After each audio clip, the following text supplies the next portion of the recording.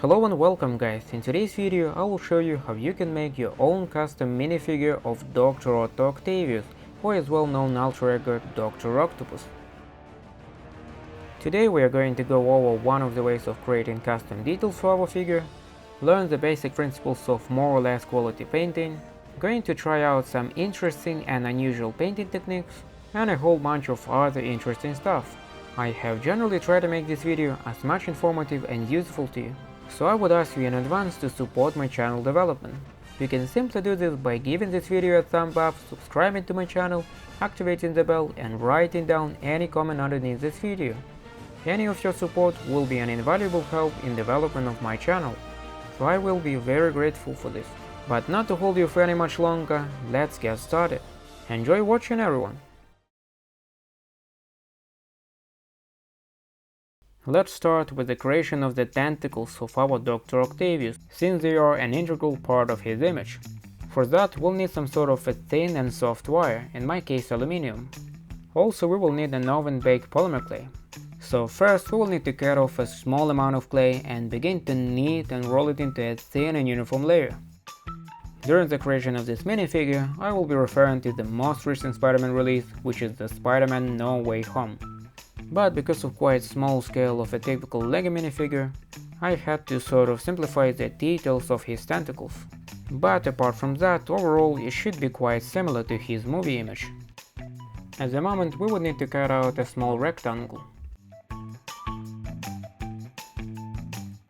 Then gradually and carefully we will need to roll it on our piece of wire. As a result we should get our wire in the middle of our sausage. Now, using some flat and hard object, we begin to roll out our cylinder until the desired length and thickness are obtained. On the video, I am currently using a 3mm acrylic sheet for that purpose. To be honest, that is quite a multifunctional and useful tool, which in addition is quite relatively inexpensive, so I may actually leave a link for it in the description. Next, with the help of a suitable instrument or some sort of improvised tool, we begin to segment our tentacles.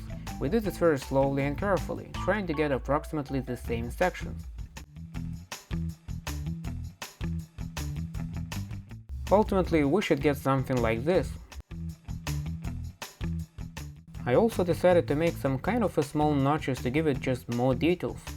Then, having slightly bent our manipulator, I sent it to bake in the oven.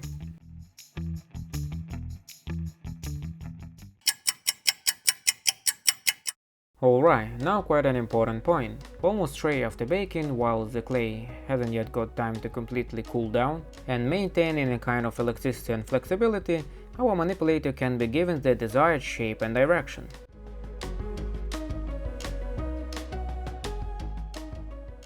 Next, we proceed to create the manipulator itself.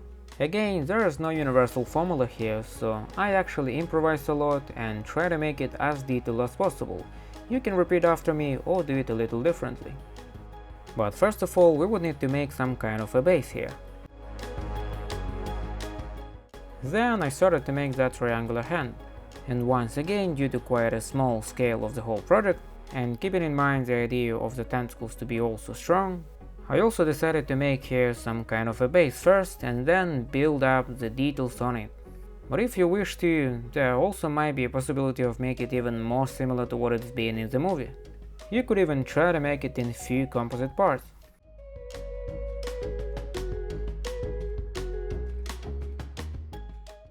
When the base was ready, I started to create additional detailing. In general, nothing that special, just a few rectangles and triangles, on which you can further work out various details like various dents, lines and something like that.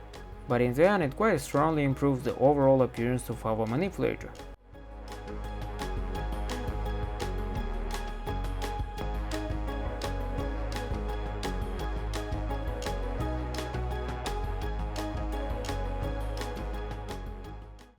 Ultimately, I've got those 4 robotic arms, 2 upper ones and 2 lower. In general, they look not so bad. I especially like the detailing of the 2 upper tentacles, although they turn out to be a bit too big.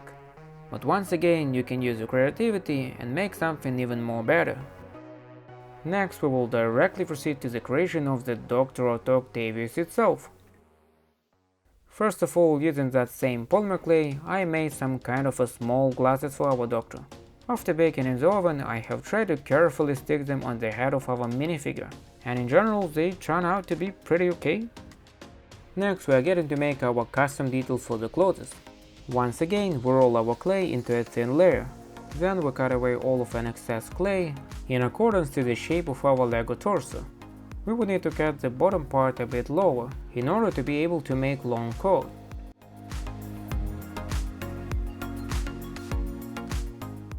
Now we are going to sculpt the actual details of our clothes. For this we'll need a Lego body template in 1:1 scale, for which I will leave a link in the description under this video. At the current stage I will make a front part of our coat, made in 2 parts as you will be able to see on the video.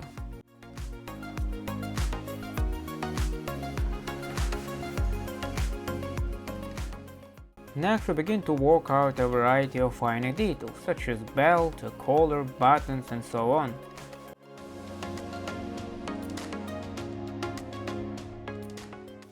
In the end I got something like this. It's not quite 1:1 as in the movie, but it's quite similar.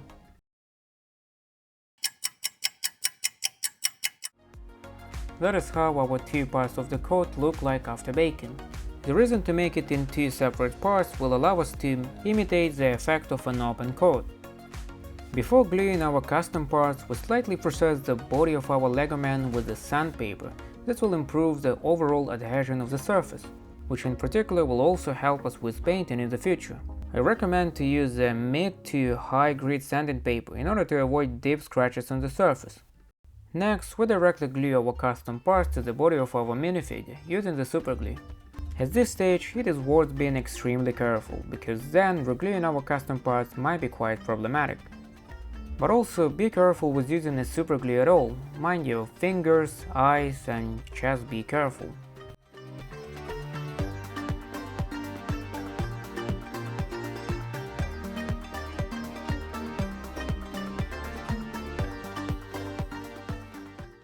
Behind the scenes, by analogy, I made the back part of our coat, which I also glued with the super glue.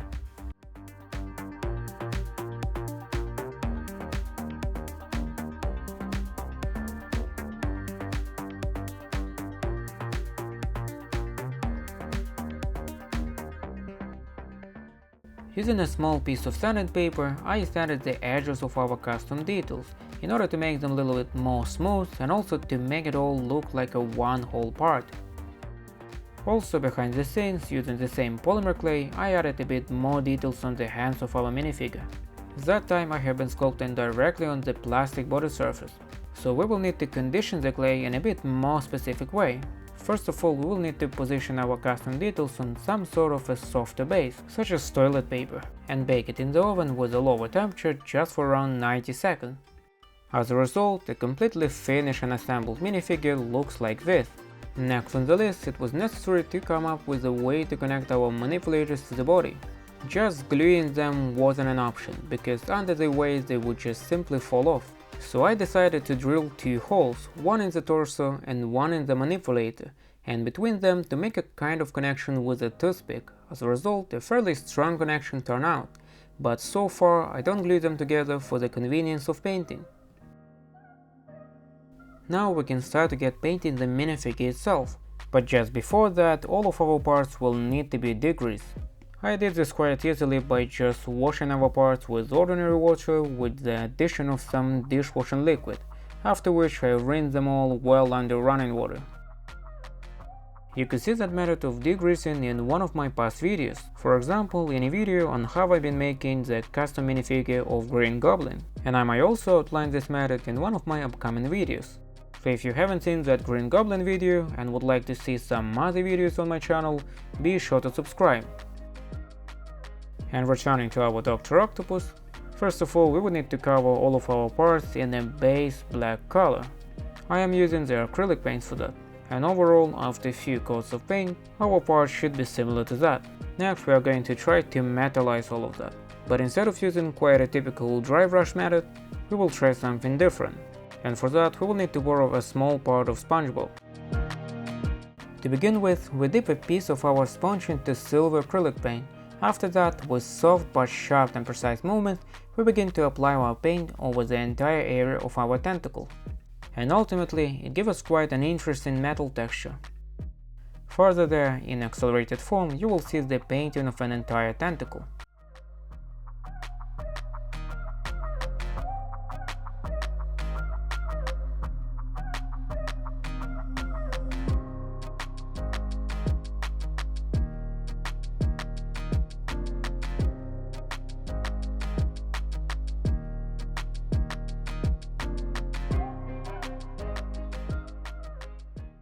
Now we are getting to paint our torso and the rest parts of the body.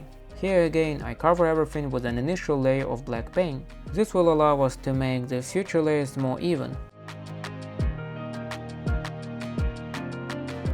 The next layer will be a green acrylic paint.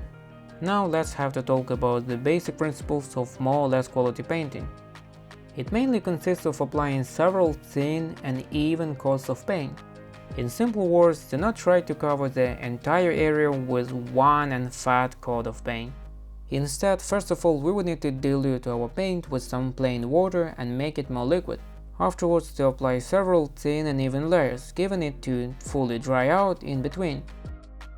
At the end of the painting, I got such parts of our minifigure. Now I will assemble everything and show you how this whole thing looks together.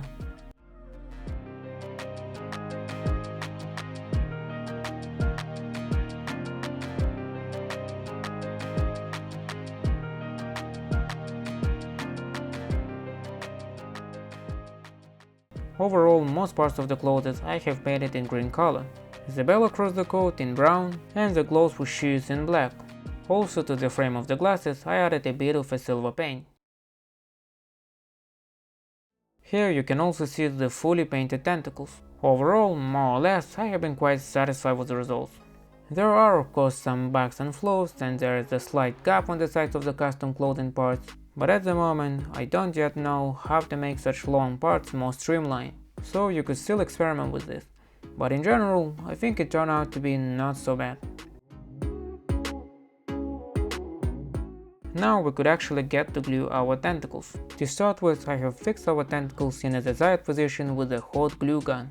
It does make quite a sturdy connection, but just if you would need to reposition them, you can peel them off and do that. But once I get them all in the right position, I will get some additional strengthening with the super glue.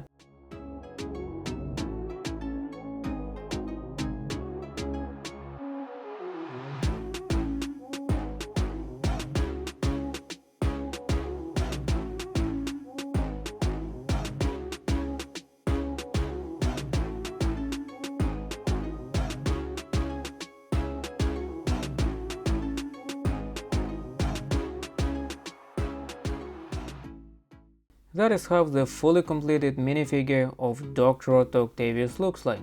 He as well is Dr. Octopus from the famous Marvel comics. As for me, it turned out to be not so bad, but you could write your own thoughts in the comment section under this video. The figure in result is more a collectible item, as in general his tentacles are not movable. But I also didn't cover this figure with any sort of protecting varnish, so in action this could lead to the paint to come off. But nevertheless, in my opinion, it does look a bit more interesting than the regular LEGO version. Also, behind the scenes from some leftover polymer clay, I have made some kind of a stand for our minifigure and then painted it. Now I am going to glue our minifigure to the stand using the hot glue gun.